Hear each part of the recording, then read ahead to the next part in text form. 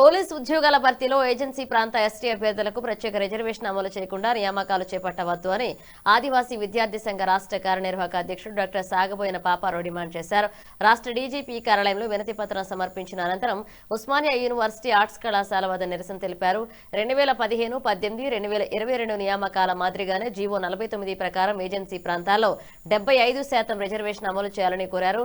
ఇక ప్రస్తుతం general recruitment వల్ల సుమారు 600 మంది ఆదివాసీ నిరుద్యోగ యువత ఉద్యోగ అవకాశాలు కోల్పోయే ప్రమాదం ఉందని ఆందోళన వ్యక్తం చేశారు.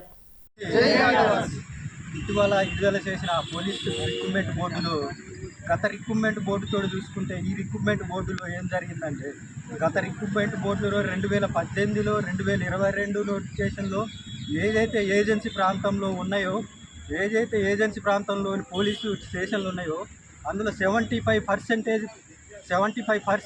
ఏజెన్సీ వాళ్ళకే సివిల్ కానిస్టేబుల్ ఉద్యోగాలని ఇవ్వాలని స్పెషల్ రిజర్వేషన్ అని చెప్పి ప్రత్యేకంగా నోటిఫికేషన్లో మెన్షన్ చేసిండు. 2018 నోటిఫికేషన్లో 2022 నోటిఫికేషన్లో మెన్షన్ చేసిండు. ఈ నోటిఫికేషన్కి వచ్చేసరికి స్పెషల్ రిజర్వేషన్ కింద హైట్ ఒక్కటే ఇచ్చిరు తప్ప 75% ఉద్యోగాలు సివిల్ కానిస్టేబుల్ ఉద్యోగాలు 75% ఏజెన్సీ ప్రాంతం వాళ్ళకే ఇవ్వాలని ఇది మెన్షన్ చేయలేదు. కాబట్టి ఖచ్చితంగా మాకు 28వ తేదీన తెలంగాణ రాష్ట్ర ప్రభుత్వం పోలీస్ రిక్రూట్మెంటు విడుదల చేయడం జరిగింది.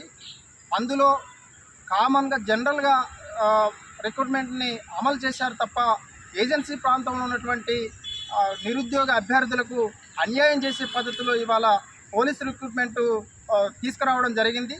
దీన్ని ఆదివాసీ నిరుద్యోగ యువతగా ఆదివాసీ విద్యార్థులుగా తీవ్రంగా ఖండిస్తూ ఉన్నాం. ఇప్పటికే మా సమస్యను ఏదైతే పోలీస్ రిక్రూట్మెంట్ తీసుకొచ్చి జారీ చేసినటువంటి నోటిఫికేషన్ ఏదైతే ఉందో దాంట్లో ఆదివాసీ ఏజెన్సీ విద్యార్థులకు అన్యాయం జరుగుతుందని చెప్పేసి ఇప్పటికే మంత్రులను కలవడం జరిగింది.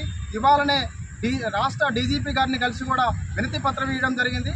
కాబట్టి ఇప్పటికే మించిపోయింది ఏం లేదు, ఇంకా టైం ఉంది. కాబట్టి తక్షణమే ఏదైతే రాష్ట్ర ప్రభుత్వం పోలీస్ రిక్రూట్మెంట్ని విడుదల చేసిందో దాన్ని సవరిస్తూ ఏదైతే జీవో నంబర్ 49 అలానే 109 ఏదైతే ఉన్నాయో జీవోల్లో ఉన్నటువంటి సారాంశానికి అనుగుణంగా ఇవాళ ఏజెన్సీ ప్రాంతంలో ఉన్నటువంటి అభ్యర్థులకు 75% రిజర్వేషన్ అమలు చేయాలని చెప్పేసి ఆదివాసీ నిరుద్యోగులుగా మేము ప్రభుత్వాన్ని కోరుతా ఉన్నాం. దానిలో భాగంగా ఇవాళ ఈ ఉన్నటువంటి పరిస్థితిలో జనరల్ జీవో తీసుకురావడం వల్ల 10% మాత్రమే కామన్గా రిజర్వేషన్ అమలు అవుతుంది.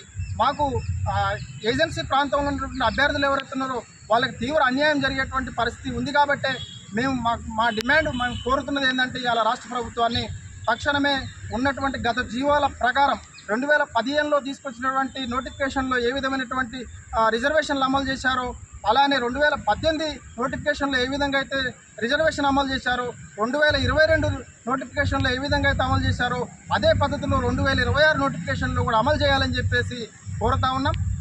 దీని మూలంగా ఇవాళ మొత్తంగా ఏజెన్సీ ప్రాంతంలో 610 పోస్టులు ఉంటే ఇవాళ 7 జిల్లాల ఏజెన్సీ ఏరియాల్లో ఉన్నటువంటి అభ్యర్థులు 680 మంది అభ్యర్థులకు ఉద్యోగాలు వచ్చే అవకాశం ఉంటుంది.